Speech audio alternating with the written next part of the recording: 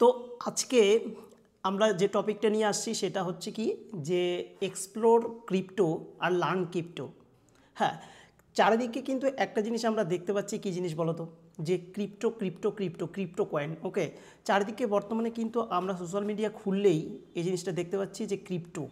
তো আজকে আমরা জানবো যে ক্রিপ্টো জিনিসটা কি, ঠিক আছে। তো এবং এটা কেন বর্তমানে এত হাইপ ক্রিয়েট হয়েছে এবং চারিদিকে ক্রিপ্টো ক্রিপ্টো বলা হচ্ছে। তো প্রথমে আমরা একটু জেনে নিব যে ক্রিপ্টো জিনিসটা কি, বুঝতে পারলে? যে প্রথমে কিন্তু আমরা জানবো যে ক্রিপ্টো জিনিসটা কি। তো কথা হচ্ছে যে ক্রিপ্টো একটা কিন্তু কয়েন বা ক্রিপ্টো মানি, যাই বলি না কেন, ঠিক আছে। তো ক্রিপ্টো একটা মানি বা কারেন্সি, যেটাকে বলা হয় যে কারেন্সি। যেরকম ডলার একটা কারেন্সি, টাকা আমরা রুপি যেটা, সেটাও একটা কারেন্সি, ঠিক আছে। বিভিন্ন দেশের কিন্তু বিভিন্ন কারেন্সি রয়েছে, ঠিক আছে। মুদ্রা রয়েছে, যেটা আগেকার ভাষায় বলা হয়তো মুদ্রা বা কারেন্সি, ঠিক আছে। তো এবার কথা হচ্ছে একটাই যে যে এই জিনিসটা কি, ক্রিপ্টোকারেন্সিটা কি, ঠিক আছে। তো দেখো একটা জিনিস তোমাদেরকে বলি, যে প্রথমেকার কিছু হিস্ট্রি বলছি, যে টাকা কোথা থেকে আসছে। একদম আমি বলছি না কত সালে কি, অত কিছু আমরা জানবো না, শুধু একটা জিনিস দেখো। প্রথমে অনেক অনেক বছর আগে প্রথম মানুষ কি করতো, যে টাকার আবিষ্কার কী করে হয়েছে সেই হিস্ট্রিটা কিন্তু বলছি, ঠিক আছে, মন দিয়ে শুনবে। যে কি করতো, প্রথমে সাপোজ আমার কাছে চাল রয়েছে, তোমার কাছে ডাল রয়েছে। আমরা আগেকার দিনে মানুষ, তখন আমরা কি করতাম, যে আমার কাছে অনেক চাল রয়েছে, তোমার কাছে অনেক ডাল রয়েছে, তার পরিবর্তে হয়তো আমি কিছু সেখানে আমি কিছু তোমাকে চাল দিলাম, তুমি আমাকে কিছু ডাল দিলে, ঠিক আছে। তো এরকম আদান প্রদান হতো, এটাকে কিন্তু বার্টার সিস্টেম বলা হতো। তো এইভাবে চলতে চলতে আস্তে আস্তে দেখা গেল কি, যে অনেক সময় আমার কাছে চাল ডাল রয়েছে, কিন্তু সাপোজ আমার কাছে চাল ডাল রয়েছে, কিন্তু একজনের কাছে মশলা রয়েছে। তো যার কাছে মশলা রয়েছে তার কিন্তু বর্তমানে চাল ডালেরও কোনো দরকার নেই, তাহলে আদান প্রদান কী করে হবে? এইভাবেই কিন্তু সৃষ্টি হয়েছিল যে মুদ্রা। তো মুদ্রা থেকে আস্তে আস্তে আস্তে কী হলো, টাকার তৈরি বা টাকা বা কারেন্সির তৈরি, ঠিক আছে। তো আমরা জানি যে মানে শর্টে শুনে নিলাম হিস্ট্রিটা, যে কিভাবে টাকার তৈরি হয়েছে।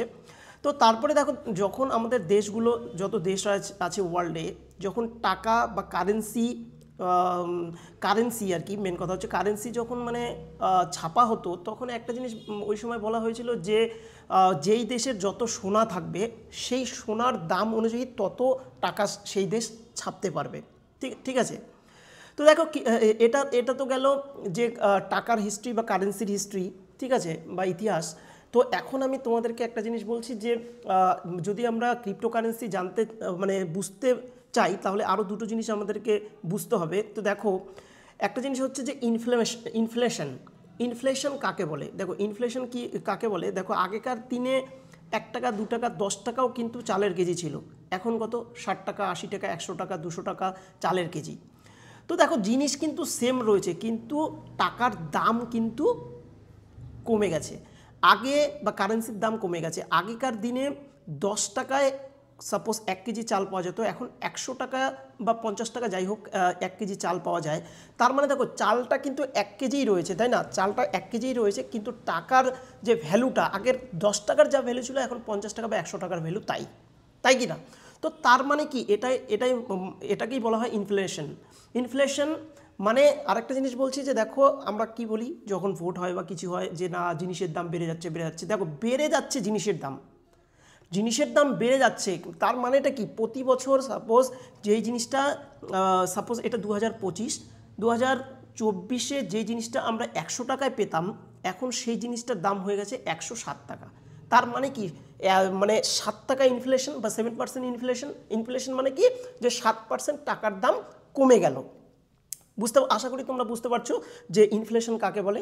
তো এইভাবেই কিন্তু টাকার যে দাম বা মূল্য, সেটা কিন্তু কমে যায়, ঠিক আছে। এটাকেই আমরা ইনফ্লেশন বলি। তো একটা জিনিস, ইনফ্লেশন কেন হয়, যে দেখো টাকা বা কারেন্সি সে প্রিন্ট হতেই আছে, কিন্তু সেই জিনিস কিন্তু সেই ততটুকুই জিনিস কিন্তু প্রোডাকশন হচ্ছে, বা তার থেকে বেশি হচ্ছে, কিন্তু মানে তুলনামূলকভাবে টাকার যে মানে ছাপানো বা মার্কেটে আসা, সেটা কিন্তু বেশি হচ্ছে। তো এটাকে কিন্তু আমরা ইনফ্লেশন কাকে বলে, আশা করি তোমরা বুঝছো বা বুঝতে পারছো। বা আপনারা বুঝতে পারছেন। তো আরেকটা জিনিস বলি এখানে তোমাদেরকে, যে দেখো আরেকটা কনসেপ্ট জানতে হবে, সেন্ট্রালাইজ আর ডিসেন্ট্রালাইজ। কি বললাম, যে সেন্ট্রালাইজ আর ডিসেন্ট্রালাইজ তোমাদেরকে বুঝতে হবে যদি আমরা বুঝতে চাই যে ক্রিপ্টোকারেন্সি কী। তো সেন্ট্রালাইজ বা ডিসেন্ট্রালাইজ হচ্ছে, যেরকম আমার কাছে টাকা রয়েছে, যেরকম 2016 আই থিঙ্ক, তখন কি যে 2000 নোট, 500 নোট বন্ধ, 1000 টাকা নোট বন্ধ। তার মানে কি, সম্পূর্ণ এই যে আমাদের কাছে যে টাকা রয়েছে, এই টাকার কন্ট্রোল কার কাছে রয়েছে? আমাদের দেশের যে আরবিআই, যেরকম, তো প্রতিটা দেশের একটা এরকম সংস্থা থাকে বা গভর্নমেন্ট বডি থাকে যারা এই মানে কারেন্সিকে কন্ট্রোল করে। তো আমাদের টাকা কে ছাপায়? আরবিআই ছাপায়। সেম সব দেশেই কিন্তু এটা রয়েছে। তো একটা জিনিস দেখো, যে টাকা ছাপানো, তারপরে টাকা মার্কেটে নিয়ে আসা, এটা কার হাতে রয়েছে? এটা পুরোপুরি কিন্তু গভর্নমেন্টের হাতে রয়েছে, যেটাকে আমরা বলি যে সেন্ট্রালাইজ মানে কি, ওই গভর্নমেন্টের ওই অথরিটির হাতে কিন্তু পুরো পাওয়ার রয়েছে টাকার। আজকে টাকা ছাপতে পারে, কালকে টাকা সেখান থেকে তুলে নিতে পারে। এই যে ব্যাংকের ইন্টারেস্ট রেট, সেটাকে বাড়াতে পারে, সেটাকে কমাতে পারে। তো সম্পূর্ণ সেন্ট্রালাইজ মানে কি, যে সম্পূর্ণ কারো আওতায় কিন্তু সেই জিনিসটা রয়েছে। আজকে আমরা এক জায়গা থেকে অন্য জায়গায় টাকা পাঠাবো, তবুও কিন্তু সেটা কার আওতায় রয়েছে? কোনো গভর্নমেন্ট বডির হাতে রয়েছে।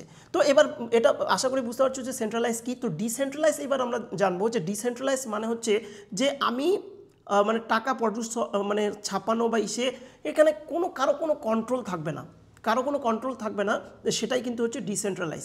তো আরেকটা প্রবলেম এখানে আমি বলছি, যে সাপোজ একটা প্রবলেমের কথা বলছি, যে সাপোজ আমি এখান থেকে আমেরিকায় আমার ভাই রয়েছে, তাকে আমি সাপোজ $10 পাঠাবো।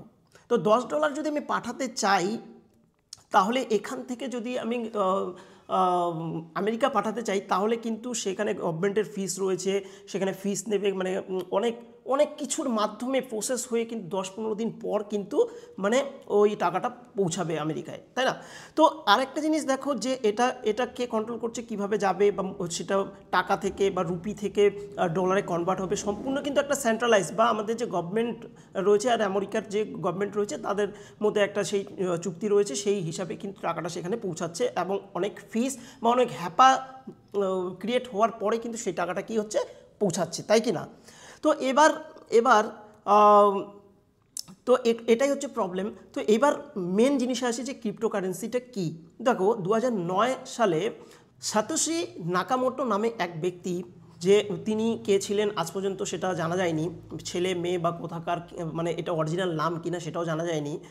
উনি ব্লকচেনের মাধ্যমে, ব্লকচেন আমরা পরে ডিসকাস করবো ব্লকচেন কি, ব্লকচেনের মধ্যে একটা কি করছে, যে বিটকয়েন নামে একটা ক্রিপ্টোকারেন্সি তৈরি করছে, বিটকয়েন নামে একটা ক্রিপ্টোকারেন্সি তৈরি করছে। এই বিটকয়েন কিন্তু বর্তমানে সেই ফেমাস, ঠিক আছে? তো ওয়ার্ল্ড ওয়াইড এটা কীরকম সিস্টেম, যে এখানে মাঝখানে কোনো অথরিটি থাকবে না, মাঝখানে কোনো রেগুলেট করার মতো কেউ থাকবে না, এবং কেউ ইচ্ছা করলে এটা প্রিন্ট করতে পারবে না।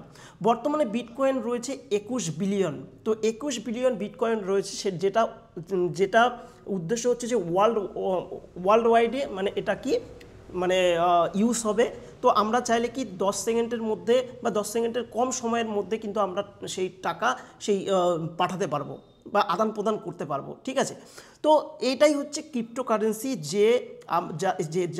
যেখানে মাঝখানে কোনো অথরিটি থাকবে না, আমরা ইজিলি ওয়ার্ল্ডে ইউজ করতে পারবো, ঠিক আছে? তো আরও অনেক কিছু রয়েছে এখানে ক্রিপ্টোকারেন্সির মধ্যে, Web3 ব্যাপার রয়েছে, সেগুলো আমরা নেক্সট ডে ডিসকাস করব এবং তোমাদেরকে জানাবো। তো ক্রিপ্টোকারেন্সি বর্তমানে চারিদিকে চলছে। তো ক্রিপ্টোকারেন্সির মধ্যে এখানে ব্লকচেন রয়েছে, বা ব্লকচেন বা Web3 কি, সেটা আমরা নেক্সটে আলোচনা করব। তো এটাই হচ্ছে ক্রিপ্টোকারেন্সি। এরকম শুধু আমি যেটা ক্রিপ্টোকারেন্সির কথা বলছি, সেটা বিটকয়েন একটা ক্রিপ্টোকারেন্সি, এরকম আরও অনেক কিন্তু বর্তমানে ক্রিপ্টোকারেন্সি মার্কেটে এসেছে, যেরকম ইথিরিয়াম, সোলানা, XRP, এরকম অনেক ধরনের কিন্তু বিটকয়েন মার্কেটে কিন্তু রয়েছে, ঠিক আছে? বর্তমানে আসছে, এবং সেটার ইউজ কেস আমি বলবো নেক্সটে, আমরা অনেক আলোচনা করব। তো এই ভিডিওতে আমরা এটাই জানলাম যে ক্রিপ্টোকারেন্সি কি, যাতে সেই প্রবলেমগুলো আর না আসে, তার জন্য একটা সলিউশন।